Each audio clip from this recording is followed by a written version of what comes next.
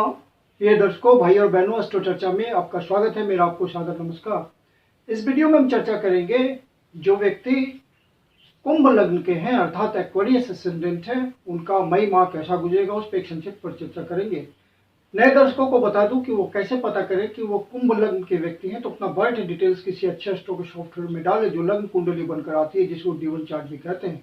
उसके यदि प्रथम भाव में 11 नंबर लिखा हुआ हो तो आप कुंभ लग्न के व्यक्ति हुए। ये प्रथम भाव है, यहाँ 11 नंबर लिखा हुआ है अर्थात यह कुंभ लग्न की कुंडली है। 1 मई को जो गोचरीय परिस्थितियां है वो आपकी कुंडली पे दिखाया हुआ है और जो महत्वपूर्ण गोचरीय परिवर्तन है उसको यहाँ डिस्प्ले किया हुआ है। बुध देव 10 मई को मेष राशि में प्रवेश करेंगे। बुध देव इस समय 1 मई को द्वितीय भाव पे मीन राशि में गोचर कर रहे हैं और 10 तारीख से फिर वो राशि परिवर्तन करके मेष राशि में गोचर करेंगे। शुक्रदेव 19 मई को वृषभ राशि में प्रवेश करेंगे और इस समय तृतीय भाव पे गोचर कर रहे हैं और 19 मई से फिर चतुर्थ भाव पे गोचर करेंगे, अपनी ही राशि में स्वराशि में गोचर करेंगे। गुरुदेव बृहस्पति 1 मई को वृषभ राशि में प्रवेश कर जाएंगे, तो 1 मई से फिर इनका गोचर लंबे समय के लिए आपके चतुर्थ भाव पे होगा, शुक्र भाव पे होगा। और सूर्यदेव 14 मई से पहले तृतीय भाव पे गोचर कर रहे हैं और 14 मई से चतुर्थ भाव पे आपके शुभ भाव पे गोचर करेंगे, जो कि एक बेहतर स्थिति होगी आपके कर्म क्षेत्र के लिए। शनिदेव आपके लग्न पे गोचर कर रहे हैं। लग्न पे गोचर कर रहे हैं, इसका मतलब है आपको अपनी रिस्पॉन्सिबिलिटी का, उत्तरदायित्व का एहसास दिला रहे हैं। आपके पास बहुत सारा उत्तरदायित्व है, इसका आपको ध्यान दिला रहे हैं शनिदेव लग्न पे गोचर करते हुए। शनिदेव का लग्न पे गोचर करना आपके लिए कुछ एडिशनल परेशानियां भी ला रहा होगा। हालांकि शनिदेव अपनी राशि में है, मूल त्रिकोण राशि में है, तो आपके लिए अच्छा फल देने का सोच रहे हैं। हालांकि इनका रिजल्ट लेट से आता है, लेकिन आप अपना कर्म पूरी ऑनेस्टी के साथ, डेडिकेशन के साथ, सिंसियरिटी के साथ कर रहे होंगे तो शनिदेव आपको अपने कर्म में सुदृढ़ता देंगे, आपकी पोजीशन समाज में मजबूत बनाएंगे। हाँ, उत्तरदायित्व तो बना रहेगा आपका, लेकिन साथ में आपके स्नेह काम भी होते चलेंगे। शनिदेव यहाँ गोचर करते हुए तृतीय भाव से आपकी तीसरे भाव को देख रहे हैं, तो तीसरा भाव आपके कोबॉन्स का होता है, छोटे भाई बहनों का होता है, तो वहां पे किसी तरह संबंधों में कटुता आ सकती है, क्योंकि शनिदेव मेष राशि को देख रहे हैं, तो अपनी नीच की राशि को देख रहे हैं। तो यहाँ पे अपने भाई बहनों से संबंध बना के चलना है, पड़ोसियों से संबंध नहीं बिगड़ने देना है, नेबरिंग सोसाइटी से संबंध नहीं बिगड़ने देना है। बाकी आप जितना परिश्रम करेंगे, रिस्क लेंगे, उतना ही आपको मेहनत का फल मिलेगा। शनिदेव 7वीं दृष्टि से आपके लाइफ पार्टनर के भाव को देख रहे हैं, तो वहां पे लाइफ पार्टनर के स्वास्थ्य का आपको ध्यान रखना है। और चूंकि इसलिए विशेष रूप से ध्यान रखना है कि यहाँ पे सूर्यदेव की राशि पड़ी हुई है, तो सूर्यदेव और शनिदेव में शत्रुता है, तो उस हिसाब से अपने लाइफ पार्टनर के स्वास्थ्य का आपको ध्यान रखना चाहिए। वहां पे किसी तरह की कमी देखने को आपको मिल सकती है। और शनिदेव फिर कर्म को सुदृढ़ कर रहे हैं 10वीं दृष्टि से, कर्म की दृष्टि से आपके कर्म के भाव को, सामाजिक हैसियत के भाव को सुदृढ़ कर रहे हैं, इंफ्रास्ट्रक्चर बना के दे रहे हैं आपको। स्नेह आपके कार्य में प्रगति होती रहेगी, समाज में स्थान बनता रहेगा, वर्क प्लेस पे आप इंपॉर्टेंट व्यक्ति होंगे, बॉस आपको आइडेंटिफाई करेंगे। यदि अपना काम धंधा है या बिजनेस करते हैं तो स्नेह उसमें बढ़ोतरी होते रहेगी। गुरुदेव 1 मई को यहाँ आ चुके हैं और फिर लंबे समय के लिए यहाँ हैं, शुभ भाव पे हैं, तो आपके लिए शुभ में वृद्धि करेंगे। यहाँ गोचर करते हुए 5वीं दृष्टि से गुरुदेव 1, 2, 3, 4, 5 आपके अष्टम भाव को देख रहे हैं। अष्टम भाव अर्थात अष्टम भाव से आपको सुख की प्राप्ति होगी। आप किसी ऐसे काम धंधे में हैं जहाँ समय और अवसर के अनुसार आपका मार्केट से प्रॉफिट बनता है, उसमें उतार चढ़ाव होता है, वहां पे गुरुदेव आपको कमाने में मदद करेंगे, क्योंकि गुरुदेव धन के कारक हैं और सुख स्थान में गोचर कर रहे हैं, तो आपके लिए सुख की वृद्धि करेंगे। यदि आप दूसरे के धन का मैनेजमेंट करते हैं, इंश्योरेंस सेक्टर में है, बैंकिंग सेक्टर में है, दूसरे को लोन प्रोवाइड करते हैं, या किसी ऐसे एजेंसी में है जहां कमीशन से जुड़ा हुआ आपका काम है, यदि आप गवर्नमेंट की कोई ऐसी ब्रांच से जुड़े हुए हैं, ऐसे डिपार्टमेंट से जुड़े हुए हैं जहाँ कमीशन आपको मिलता है, तो उसमें गुरुदेव आपको कमाने में मदद करेंगे, अच्छा कट मिलेगा आपको। यदि आप किसी रिसर्च इन्वेस्टिगेशन के काम में लगे हुए हैं तो वहां भी गुरुदेव आपको सफलता देंगे, अचानक से आपकी हैसियत बढ़ाएंगे, पद प्रतिष्ठा बढ़ेगी, जिससे आपका धन का आगमन भी बढ़ेगा। लेगेसी का मामला भी कोई अटका हुआ होगा तो गुरुदेव उसको सॉल्व कराएंगे, और अनायास से होने वाली बातों में आपको फायदा दिखेगा गुरुदेव के इस गोचर से। फिर गुरुदेव 7वीं दृष्टि से आपके कर्म भाव को देख रहे हैं, तो कर्म भाव में ब्लेसिंग आएगी, कर्म आपका सुदृढ़ होगा। जो भी आप काम धंधा करते हैं, सरकारी नौकरी करते हैं, प्राइवेट नौकरी करते हैं, वहां गुरुदेव आपको हेल्प करेंगे आपकी पोजीशन बनाने में, हैसियत बनाने में। और गुरुदेव फिर 9वीं दृष्टि से 12वें भाव को देख रहे हैं, 7, 8, 9। तो 12वें भाव इन्वेस्टमेंट का होता है आपका, विदेश से कनेक्शन का होता है, एक्सपोर्ट इंपोर्ट का होता है, और गुरु के आश्रम में रह करके आध्यात्मिक उन्नति करने का भी होता है, या अपने से स्पिरिचुअल एक्टिविटी करने का होता है, आध्यात्मिक रूप से उन्नति करने का होता है। तो गुरुदेव इन सब बातों में आपको मदद करेंगे, नए कनेक्शंस बनाएंगे, जो इन्वेस्टमेंट आप करेंगे वो आपका बढ़िया रिटर्न देगा। गुरुदेव का रिजल्ट अब ऐसा होगा, जो बाहर जाना चाहते हैं अपने काम धंधे के लिए, कमाने के लिए, स्टूडेंट पढ़ने जाना चाहते हैं बाहर, उन सब के लिए गुरुदेव बहुत मदद करेंगे। आप बुधदेव जो कि नीच की राशि में है, 10 मई से पहले पहले द्वितीय भाव पे गोचर कर रहे हैं, और आपके पंचम भाव के स्वामी हैं, तो संतान से आपको कोई धन की प्राप्ति हो सकती है, कोई किसी तरह का मॉनेटरी गेन हो सकता है। 5वां भाव आपके शेयर मार्केट का भी होता है, तो जो अपने काम धंधा जिनका जुड़ा हुआ है शेयर मार्केट से, ट्रेडिंग से, तो उनको विशेष फायदा मिल सकता है। बुधदेव विजडम के कारक हैं, तो आपको व्यापारिक चतुराई भी देंगे। यदि आपका प्रोफेशन उस क्षेत्र से, स्पेकुलेशन से है, तो वहां आपको धन की प्राप्ति हो सकती है। यदि आप ऐसे काम धंधे में हैं जहां परिवार के सदस्यों के साथ जुड़कर आपको काम करना पड़ता है, आपका काम धंधा परिवार के सदस्यों के साथ मिलके चलता है, पैतृक बिजनेस में है आप, तो वहां पे बुधदेव आपको व्यापारिक चतुराई देंगे, डिसीजन लेने में मदद करेंगे। हालांकि आपको मेहनत ज्यादा करना पड़ेगा, लेकिन आपको रिटर्न मिलेगा और अच्छा रिटर्न मिलेगा। फिर बुधदेव यहां से निकल करके 10 मई को मेष राशि में प्रवेश करेंगे, तो आपको अपने प्रयासों में वृद्धि होगी। आप ऐसे काम धंधे में हैं जहाँ कमीशनिंग से जुड़ा हुआ आपका काम है, आपके काम में किसी तरह का जर्नी इन्वॉल्व होता है, छोटी यात्रा इन्वॉल्व होती है, तो वहाँ आपको ज़्यादा फायदा मिलेगा। यदि आप अपने हाथों से काम करते हैं, मतलब आपके काम में आपका हाथ इन्वॉल्व होता है, मैनुअल वर्क इन्वॉल्व होता है, तो वहाँ पे आपको ज़्यादा धन कमाने का अवसर मिलेगा। जितना प्रयास करेंगे उसके हिसाब से आपको ज़्यादा रिटर्न मिलेगा। बुधदेव यहाँ गोचर करते हुए भाग्य भाव को देख रहे होंगे, तो भाग्य का भी साथ मिलेगा आपको, अपने गुरुजनों का आपको सहयोग मिलेगा, अपने से वयोवृद्ध व्यक्तियों का आपको सजेशन मिलेगा, उस सजेशन से आपको फायदा मिलेगा। हायर एजुकेशन के लिए आप ट्राई कर रहे होंगे तो वहाँ आपको फायदा मिलेगा। फिर बुधदेव आपके अष्टम भाव के भी स्वामी होते हैं, तो अचानक से होने वाली बातों का आपको फायदा मिलेगा, नए अवसरों की प्राप्ति होगी अचानक से।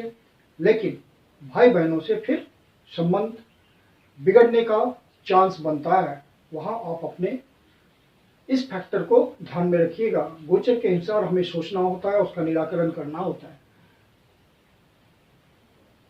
मंगल देव द्वितीय भाव पे गोचर कर रहे हैं, पूरे महीने यही गोचर करेंगे, और मंगल देव होते हैं आपके तृतीय भाव के स्वामी।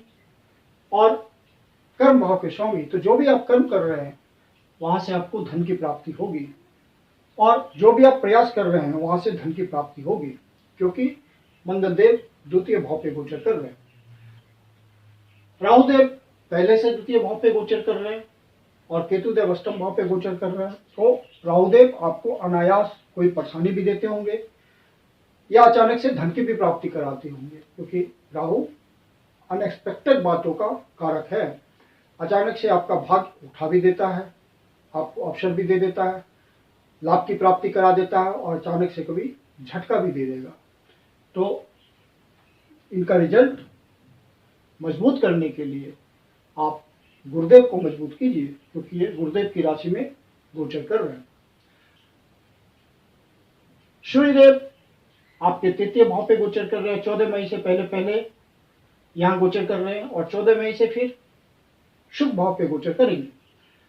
तो सूर्यदेव यहां गोचर कर रहे हैं और भाग्य भाव को देख रहे हैं,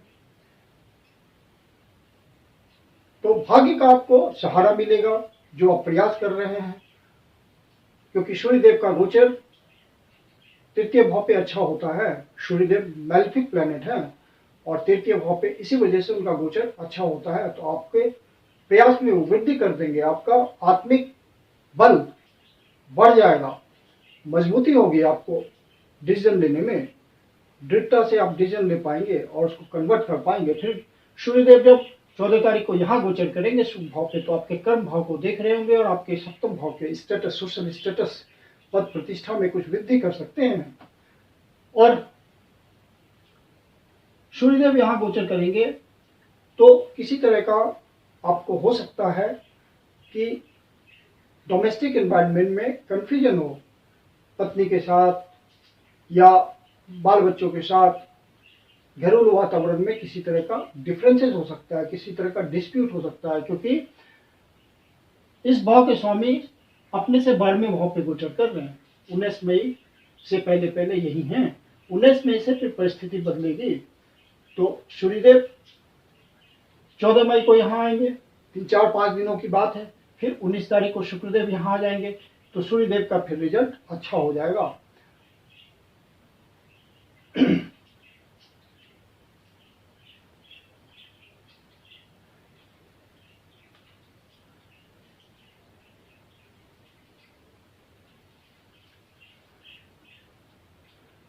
शुक्रदेव 19 मई से पहले पहले तृतीय भाव पे गोचर कर रहे हैं।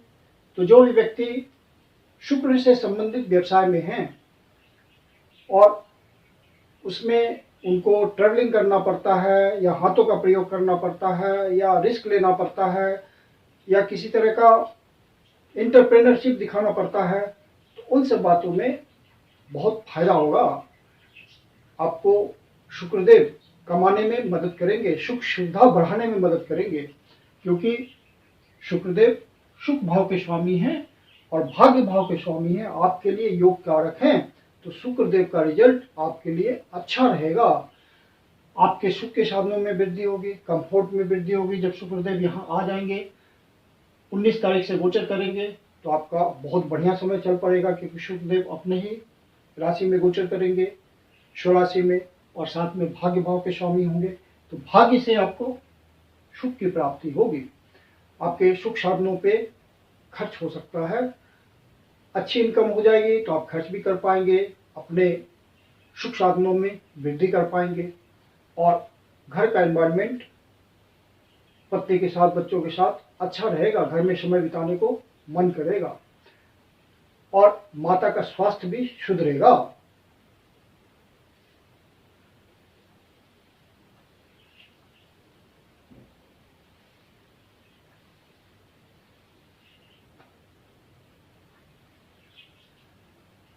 शनिदेव आपके लग्न पे गोचर कर रहे हैं और चूंकि सप्तम भाव को देख रहे हैं, सूर्य की राशि को देख रहे हैं, तो सूर्य को आपको मजबूती देनी चाहिए शनिदेव के इस नेगेटिव इफेक्ट से बचने के लिए।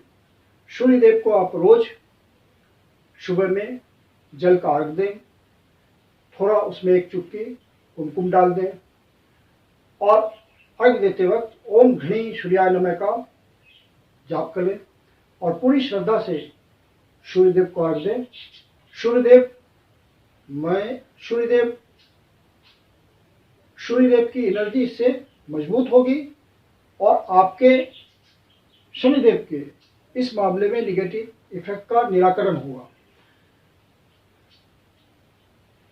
केतुदेव अष्टम भाव पे गोचर कर रहे हैं और चूंकि बुध की राशि में गोचर कर रहे हैं तो इनका बुध के हिसाब से गोचर होगा। तो बुध देव नीच की राशि में गोचर कर रहे हैं तो केतुदेव का रिजल्ट स्वास्थ्य संबंधी परेशानियों के लिए रहेगा जब तक बुधदेव यहाँ हैं, और बुधदेव यहाँ से जब निकल करके 10 मई को इधर आ जाएंगे तो उसमें कमी हो जाएगी। केतुदेव जब अष्टम भाव में गोचर करते हैं तो बवासीर संबंधी परेशानी देते हैं, तो वहाँ पे आप ध्यान रखिएगा। यदि आपको ये समस्या पहले से आ रही होगी तो वो समस्या बढ़ेगी, तो उसका ध्यान रखिएगा। और छिपी हुई बातें भी, कुछ सीक्रेट बातें भी बाहर आ सकती हैं, तो आप इन सब बातों का ध्यान रखना है आपको। कुल मिलाकर के मई का महीना आपके लिए अच्छा है, समय अच्छा कटेगा, कुछ बातों का ध्यान रखना है। फिर चंद्रदेव आपके छठे भाव के स्वामी हैं और इनका गोचर हर 2.25 दिन में राशि परिवर्तन करता है, तो इनका रिजल्ट हम मंथली प्रेडिक्शन में नहीं लेते हैं। सूर्य चंद्रदेव का रिजल्ट के लिए आपको अपने नटल चार्ट से कंसीडर करना, ओरिजिनल नटल चार्ट से, कि चंद्रदेव किसी त्रिक स्थान में तो नहीं विराजमान है, पाप अवस्था में तो नहीं है, कमजोर अवस्था में तो नहीं है, वैनिंग कंडीशन में तो नहीं है। यदि सवन स्थिति में है, अच्छे घरों में विराजमान है, तो आपको चंद्रदेव का बढ़िया फल मिलेगा और हर भाव के थोड़े बहुत जो भी अच्छे फल हैं मिलते चलेंगे और आप उसका अनुभव करेंगे।